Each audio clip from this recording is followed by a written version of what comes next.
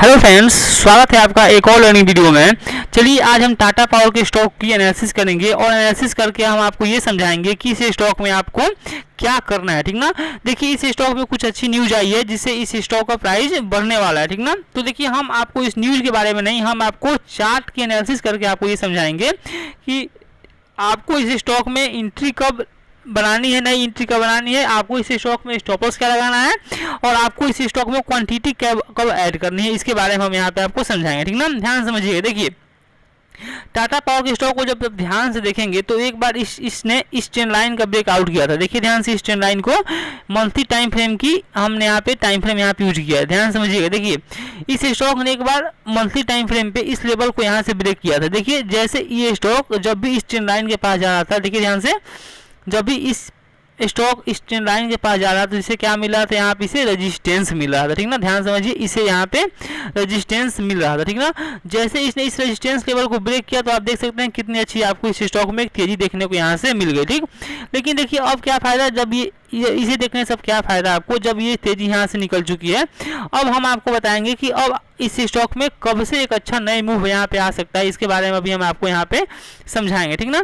तो हम क्या करेंगे, सबसे पहले यहाँ पे आ जाएंगे, हम एक रेजिस्टेंस निकालेंगे। हम यहाँ पे देखिए ध्यान से, हम यहाँ पे एक रेजिस्टेंस लेवल यहाँ पे मार्क करेंगे। देखिए यहाँ पे हमने एक यहाँ पे रेजिस्टेंस लेवल मार्क कर दिया, ठीक। ये देखिए रेजिस्टेंस क्यों है, हम आपको पहले ये समझाते हैं। देखिए रेजिस्टेंस ये इसलिए है कि देखिए ध्यान समझिएगा, मंथली टाइम फ्रेम की, देखिए 1 मंथ की जो भी कैंडल बनती हैं, तो ये 1 मंथ की जो भी कैंडल आप देख रहे हैं अपने आप में सपोर्ट, अपने आप में रेजिस्टेंस, इस सभी कैंडलों का देखेंगे ध्यान से।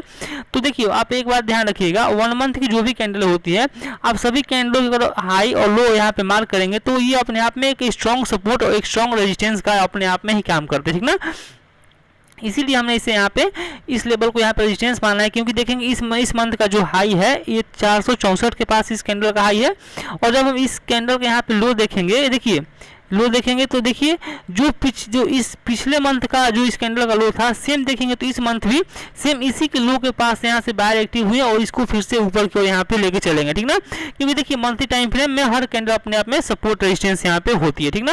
अब आते हैं हम कहाँ आएंगे, अब हम आएंगे 1 वीक के टाइम फ्रेम पे, जिससे आपको चीज़ें और क्लियर समझ में आ जाएगी, ठीक ना। देखिए अब 1 वीक के टाइम फ्रेम पे आएंगे तो आप ये देखिए, आप एक इस ट्रेंड लाइन को ध्यान से देखिए, इस ट्रेंड लाइन को आप यहाँ से ध्यान से थोड़ा देखिए। क्यों हम इस आपको ट्रेंड लाइन के बारे में बता रहे हैं कि देखिए इसलिए क्योंकि जब भी इस प्राइस को ध्यान से देखेंगे, आप इस प्राइस को जब भी देखिए कि जब भी प्राइस इस लेवल के पास आ रहा है, इस ट्रेंड लाइन के पास जब भी प्राइस आ रहा है तो क्या हो रहा है, यहाँ पे बायर फिर से यहाँ से एक्टिव यहाँ से हो जाते हैं, ठीक ना। देखिए फिर से प्राइस ऊपर गया, जब फिर प्राइस नीचे आया यहाँ से इसे सपोर्ट मिला, फिर से प्राइस ऊपर गया, नीचे आया, फिर से यहाँ से सपोर्ट मिला। मतलब जब भी इस ट्रेंड लाइन के पास प्राइस आ रहा है तो यहाँ से बायर एक्टिव यहाँ से हो जाते हैं। देखिए ध्यान से, देखिए यहाँ से फिर से यहाँ बायर यहाँ एक्टिव हुए, फिर से प्राइस ऊपर गया, फिर से प्राइस नीचे आया, फिर से इस ट्रेंड लाइन के पास प्राइस आया, फिर से यहाँ से बायर यहाँ से एक्टिव हो गए, ठीक।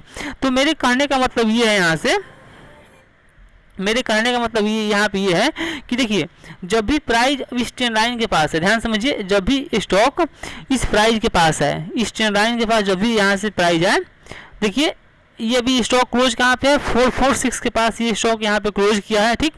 अब जब भी प्राइस इस ट्रेंड लाइन के पास है, ठीक ना, तो आपको क्या करना है, यहाँ पे आपको क्वांटिटी ऐड करनी है, ठीक। क्वांटिटी कहाँ पे ऐड करनी है आपको, इस ट्रेंड लाइन के पास। क्यों, क्योंकि इस ट्रेंड लाइन के पास मल्टीपल बार यहाँ से ये स्टॉक यहाँ सपोर्ट ले चुका है।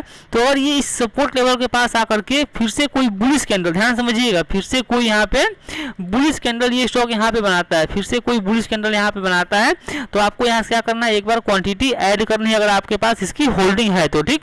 अगर मान लीजिए कि अगर इस ट्रेंड लाइन को इसने ब्रेक किया, ठीक ना, इसने इस ट्रेंड लाइन को यहाँ से ब्रेक कर दिया, तो आपको क्या करना है, आपको इस ट्रेड से एग्जिट कब होना है, आपको इस ट्रेड से एग्जिट कब होना है, जब ये स्टॉक इस लेवल को यानी 395 के लेवल को यहाँ से जब ये ब्रेक करके नीचे आने लगेगा, तब आपको इस स्टॉक से यहाँ से एग्जिट होना है। क्यों, क्योंकि ये स्ट्रॉन्ग सपोर्ट लेवल है, ठीक ना। स्ट्रॉन्ग सपोर्ट लेवल इस लाइन की ब्रेक डाउन के बाद इस स्टॉक में स्ट्रॉन्ग इस सपोर्ट लेवल है टाटा पावर के स्टॉक में। तो जब इस लेवल 395 का आप यहाँ पे स्टॉप लॉस लगा सकते हैं इस स्टॉक में, क्योंकि देखिए इसके लिए एक स्ट्रॉन्ग इस सपोर्ट लेवल है, ठीक ना।